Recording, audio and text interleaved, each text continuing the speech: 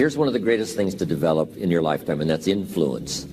You know, it starts with our family if you start having children. But it also starts in school, teaching your kids to be influential, to try to persuade, you know, others to do the right thing, go the right direction, read the right books, you know, forget the temptations that might take you the wrong direction. Ambassadors of good thinking, ambassadors of, you know, positiveness, ambassadors of virtue, ambassadors of, you know, building your life, laying the foundation for things to come, ambassadors of developing purpose, objectives, ambassadors of citizenship, community, team spirit. If children can start early, not just being themselves, but lending their influence on the positive side, that's the key. By helping others, we help ourselves. There's an ancient phrase, here's what it says: if you try to save your life, you will lose it. But if you will lose your life, meaning if you will invest your life, that's the best way to save it and to multiply it many times over. So you do me the greatest honor here by coming and letting me invest a piece of my life into your life. So here's the phrase: investing life into life has the potential of creating miracles. Investing life into life. Investing life into life creates a new baby.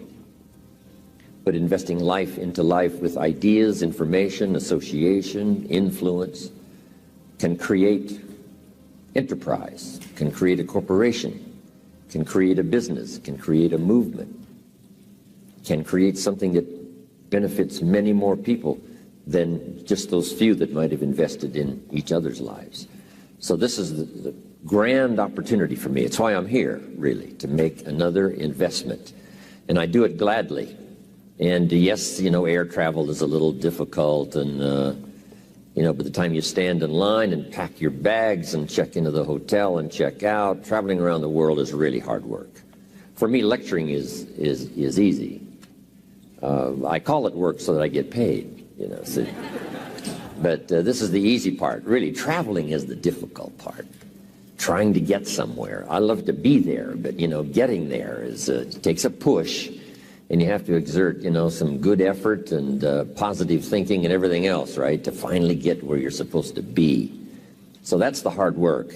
But now, you know, getting here now and having the opportunity for a couple of days, 2 or 3 days, to invest in other people's lives, you know, that's a unique opportunity.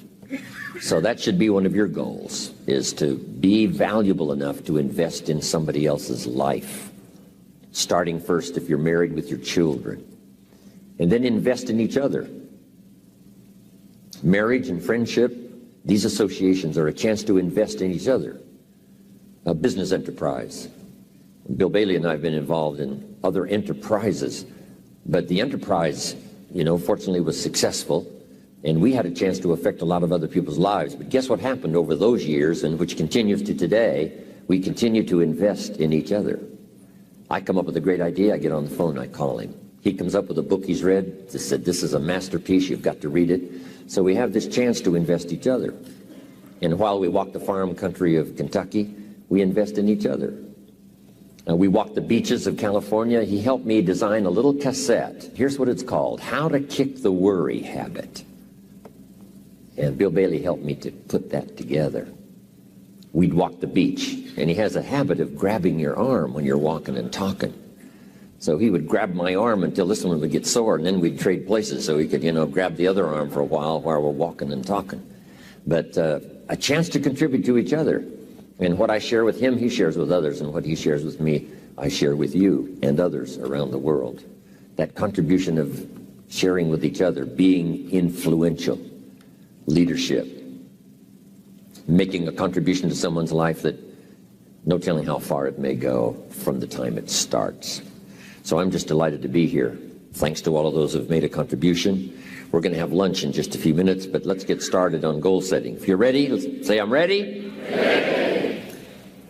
Does anybody have 5 pages of notes already from this weekend session? Wonderful, wonderful. A man showed me notes one time that he took 23 years earlier. And he said, Mr. Rohn, I took these notes 23 years ago. Now I want you to sign them. So I finally signed his notes after 23 years. He said, I've used them to build my business and my personal life. It's just been fantastic.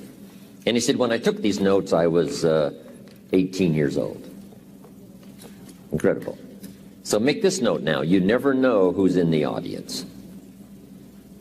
He was 18 years old, just a teenager. We shouldn't say just a teenager. Right? He was a teenager. So you don't know who's out there that's going to make an impact on the world, that's going to do extraordinary things.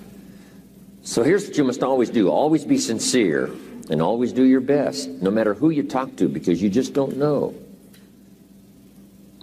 All those years ago, in my audience in Orange County was young Tony Robbins, 17 years old, just a teenager. And he went to work for me the next day and joined one of my offices and worked for me 3.5 years.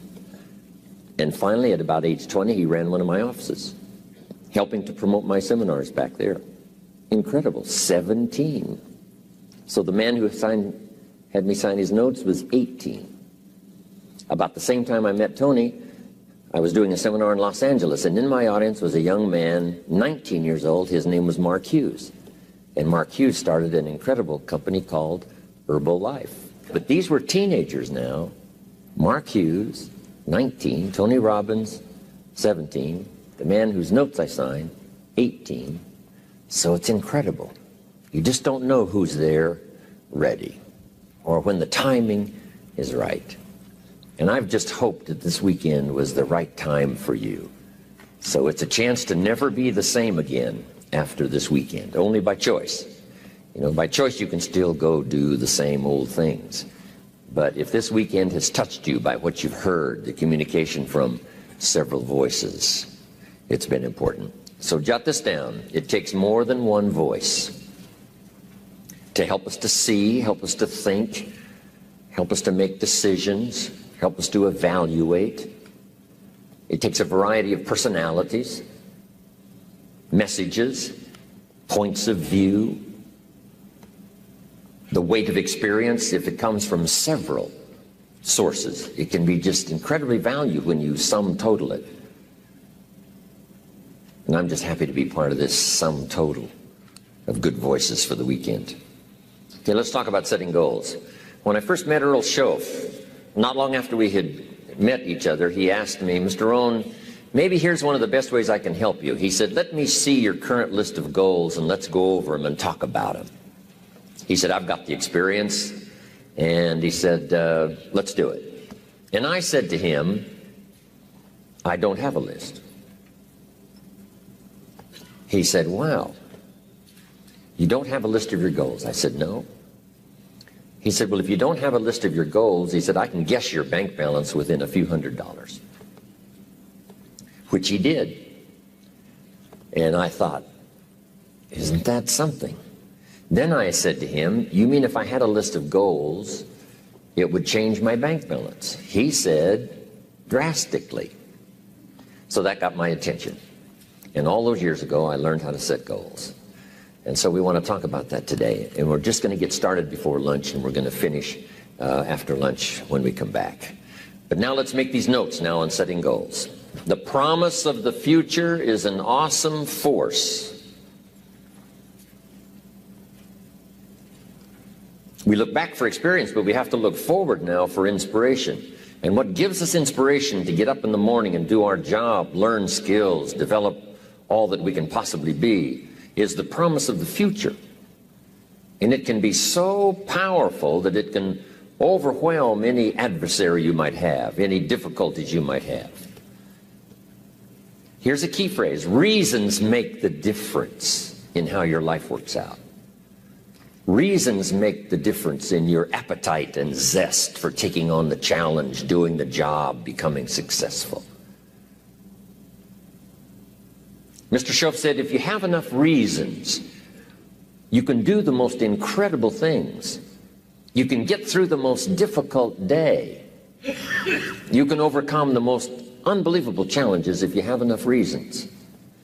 And so he said to me, If you haven't got a list of your goals, Mr. Rohn, it's probably because you don't have enough reasons. He said, I'm sure since I've met you, you have enough intelligence. And he said, you have enough good health. And he said, you have, all of those things working for you. But here's what you must work on now is to have enough reasons. Looking into the future, developing reasons. Okay. So now make these notes. We're primarily affected by 5 things. Number 1 is the environment, the political environment, the social environment, the physical environment. Whatever surrounds us affects us. The city, the country, the countryside, the village, the office, the people. We're constantly affected and shaped by our reaction and decision making. A lot of it depends on the environment. And for the physical environment, we all need to pay attention to that. Make every contribution you can. It's one little small planet. Remember those first pictures from space? Looking back on Earth? It looked so fragile. It looked so small.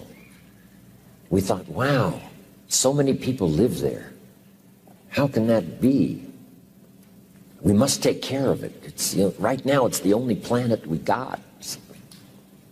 Do everything we can. My mama taught me those little things, right? Pick up, don't leave your trash. A little thing like, I remember I got a toothpick once at the cafe, and I took the little cellophane off the toothpick and I just dropped it on the floor. Mama said, no, you wouldn't do that at home. I thought, wow. She said, just put it in your pocket. And then when you get home, you put it in the trash. And somebody said, well, what difference does that make? The little cellophane on the toothpick. Here's what makes the difference, the habit. And the habit makes the difference primarily for you. Now, yes, it makes a contribution, and a little small contribution by not leaving trash. But here's what it does mostly. Give you the incredible feeling of self-worth because you have good habits. That's the deal. The habit of turning out the lights when you're finished with your hotel room. You leave the hotel room, turn out the lights. It just makes a small contribution, but what if everybody did it? I'm telling you, the energy requirements would be less. You say, well, the hotel gets the benefit. Hey, it doesn't matter to you who gets the benefit. Guess what's the greatest benefit? Being a person of unique habits. Habits that not only, make you perform as far as skills are concerned, but habits that make you feel good about yourself. And then sometimes we get the question, why do it? And I got the best answer to that. Why not do it? If it's so easy to do, why not do all the easy things that make a contribution? And who knows what the total contribution could be if we all did it. But even if everybody doesn't, if you do it, and if I do it, it just makes us better human beings. It makes us feel better about ourselves. And if I know you do it, it makes me feel better about you. And if you know I do it, I think it makes you feel better about me. Say, wow, this man was taught some good things when he was growing up. I did a little television series not long ago, and here was the title of the talk, Things My Mother Taught Me. It was kind of interesting. My mother taught me, always eat before you go to the banquet, so you won't appear hungry when you get there. And then you can do which is most important, and that's to socialize. So rather than go to the banquet to make up for, a meal you haven't had, and eating everything in sight, not having any time to socialize and mingle with the people, Mama said, always eat before you go to the banquet. Wow, that's really good advice. Little things she taught me. Mama said what? Sit up straight? The reason she said that is because she had a vision of me sitting up straight, shoulders back, chin down, look up, look everyone in the eye, good posture, feel good about yourself, other people feel good about you. Our parents' vision of who they wanted us to be gave us those little tips. Who was it wrote the book, Everything I Needed to Know I Learned in Kindergarten? Thank you, please. Some countries of the world show unique respect. When I go to Mexico, I love to go to Mexico because they don't just say, hello, Jim Rohn. They say, hello, Mr. Jim Rohn. When they introduce me, they say, this is Mr. Jim Rohn. They don't say, this is Jim Rohn. It's just part of the custom. This is Mr. Jim Rohn. When I first came to the South, I remember just as a kid, and they said, yes, ma'am. Yes, sir. No, sir. I mean, where I was raised, we really didn't do that. But I think the more the South did it, the more it caught on, and now I'm beginning to hear that in a lot more places than just the South. Yes, ma'am. Yes, sir. Things my mother taught me. Things we can all learn. Helps make our lives better, helps make the world better, helps make people feel good about themselves, feel good about us. Incredible. So the environment, whatever little thing you can think of that gives you pride and joy in doing to make the contribution. As small as it may seem, you make it for what it does to the environment, for the people. But here's the biggest reason, for what it does for you.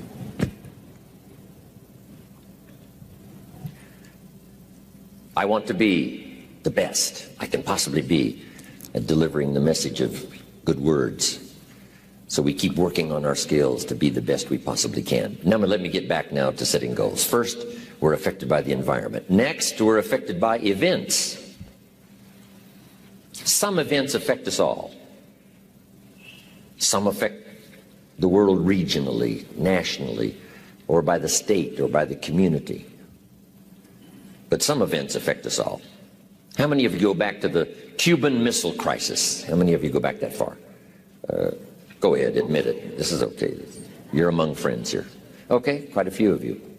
The Cuban Missile Crisis, that was an event that affected the whole world. It was unbelievable. U.S. government finally wakes up one day and finds out that Khrushchev's got his missiles on the way to Cuba. And the sites are already prepared. So Kennedy calls Khrushchev and says, Nikita, you cannot put your missiles in Cuba. And John Kennedy hadn't been president very long, so this was a unique occasion for the young president. Nikita Khrushchev says, young Kennedy, this is Nikita Khrushchev. I'm from Russia.